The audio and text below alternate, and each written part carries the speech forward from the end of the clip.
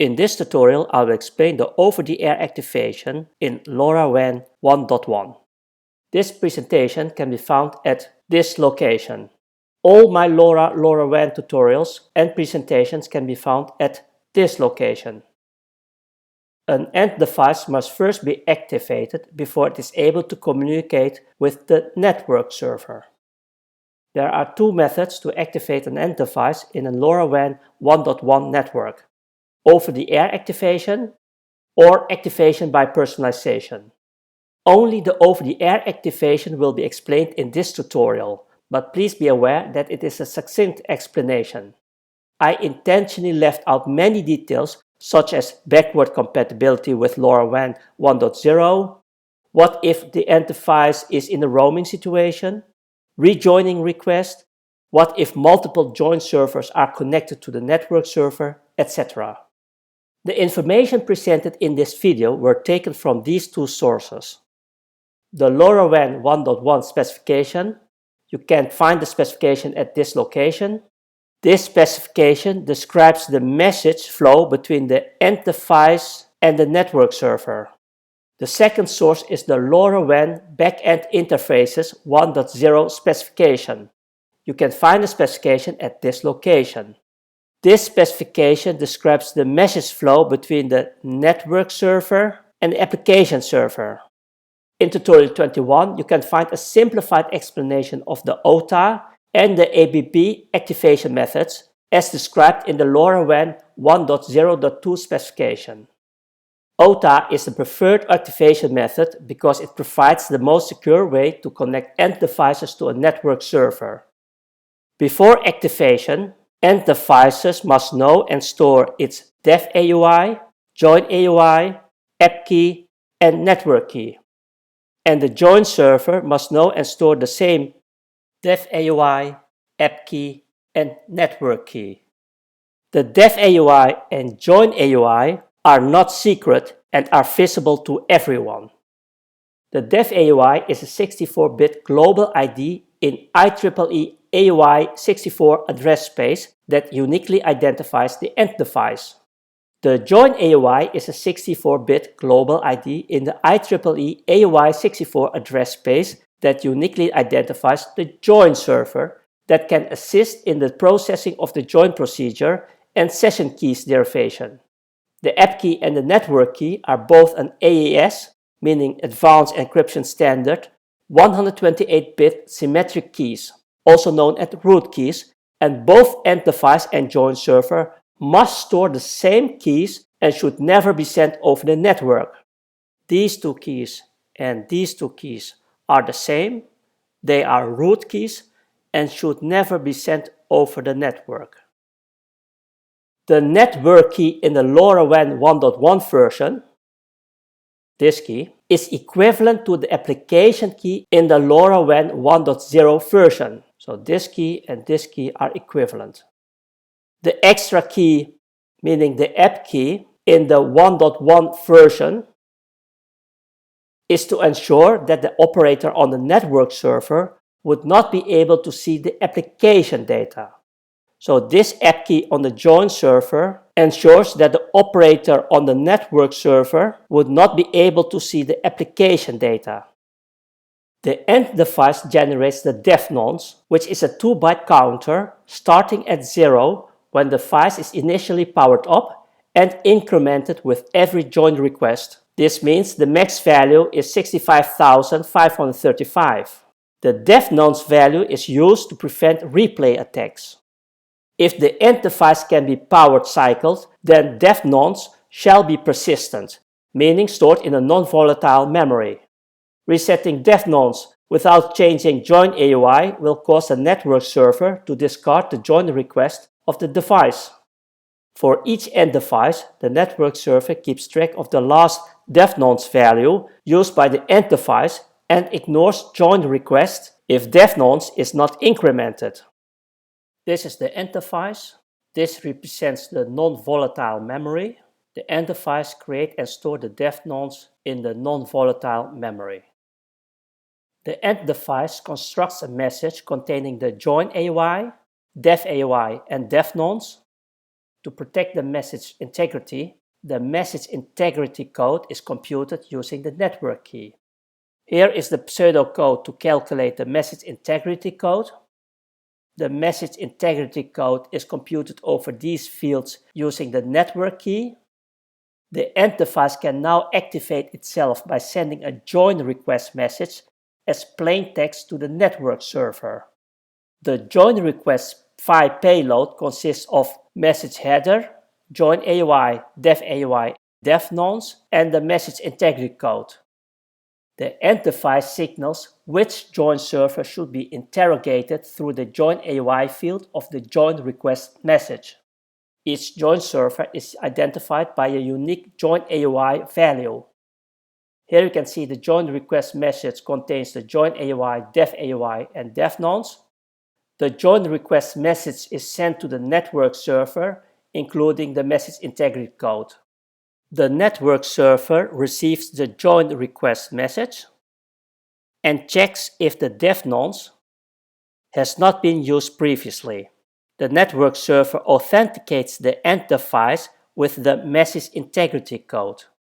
If accepted, the network server constructs a join request message containing the following: file payload of the join request message, and as mentioned earlier, it consists of the following fields: message header, JoinEUI, DevEUI, DevNonce, and the message integrity code. The join request message also contains the MAC version. The network server set the value of the MAC version to the highest common version between the end device and the network server. The join request message also contains the DevEUI. The join request message also contains the following fields: the device address. The device address is 32 bits in size and maps the DevEUI to a network internal shorter address in order to reduce the protocol overhead in transmitted frames. Download settings, which means data rates to be used for receiving. Receive delay, that is the time between transmit and receive. And an optional list of network parameters for the network the end device is joining. Again, the join request message consists of the file payload of the join request message, the MAC version, DevEUI, the device address, download settings, receive delay, and an optional list of network parameters. The network server needs to know the IP address of the join server. The network server uses the domain name system to look up the IP address of the join server based on the JoinEUI in the received join request message. The network server does a DNS lookup on this domain, aui.joineuis.loraalliance.org. The AUI is the reverse hex representation with dots on each nibble. Here is an example. This is the JoinEUI of the Things Network Foundation. Each value is a nibble. So the DNS lookup is this. This part of the domain is this. So 7 is 7, 0 is 0, B is B, 3 is 3, etc. So the network server does a DNS lookup on this domain. And the DNS lookup on this domain resolves to this IP address. Let's test this. Enter this command. This domain is resolved to this IP address. If the DNS lookup succeeds, the network server sends the join request message to the join server. The join server processes the join request message according to the MAC version, and these are the MAC versions. The join server provides the join nonce value. The join nonce is 3 bytes in size, and the maximum value is 8,388,607, which is a device-specific counter value that never repeats itself and is incremented each time a join accept message is created. The join server processes the join request message and derives the network session keys: the serving network session integrity key, the forwarding network session integrity key, the network session encryption key, and the application session key. The network session keys are derived with the network key. These are the pseudocodes to calculate the network session keys, and as you can see, the network key is used to derive these network session keys. And the app session key is derived with the app key.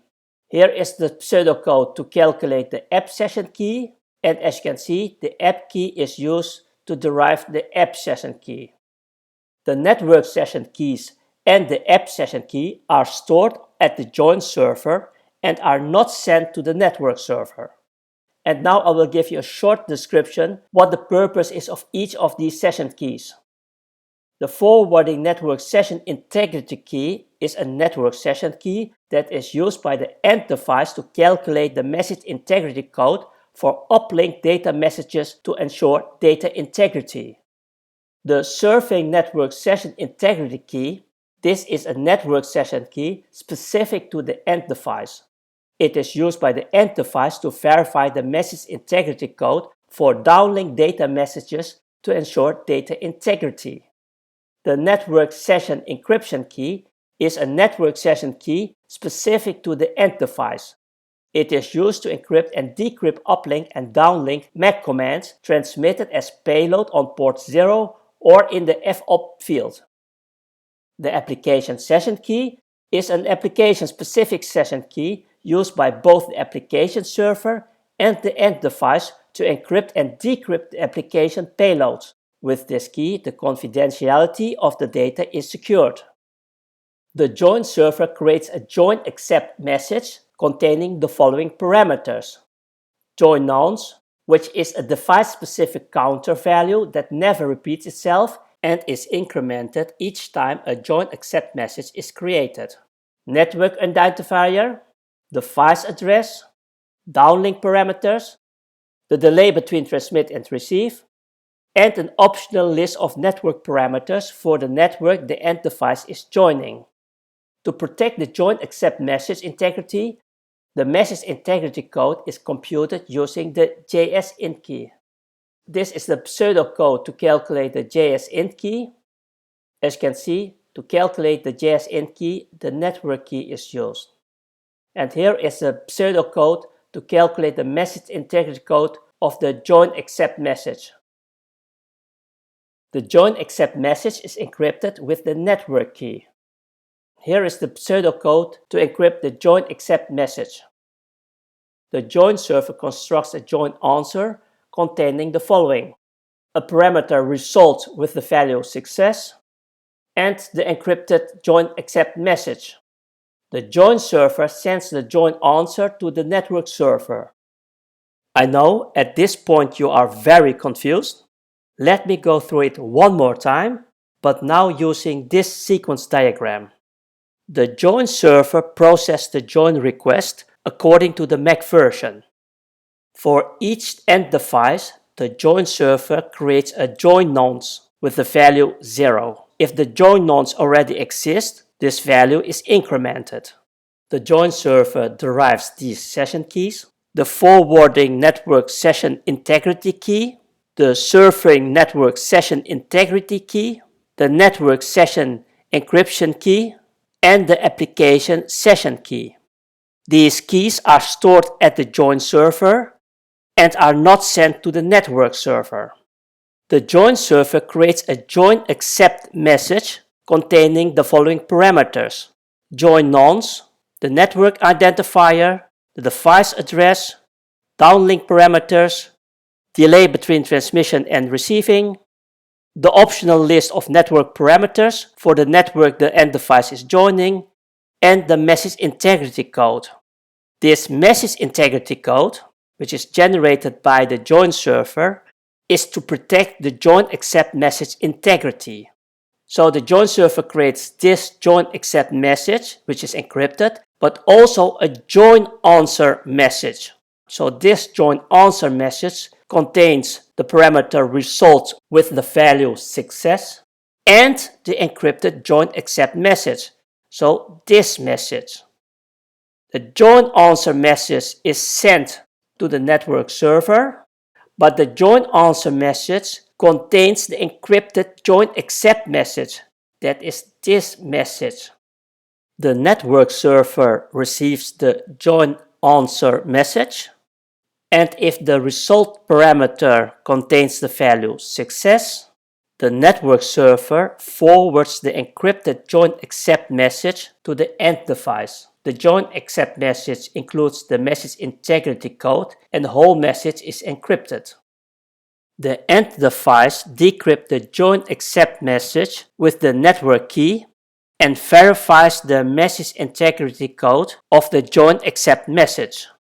The join nonce should be greater than the recorded one stored in the device.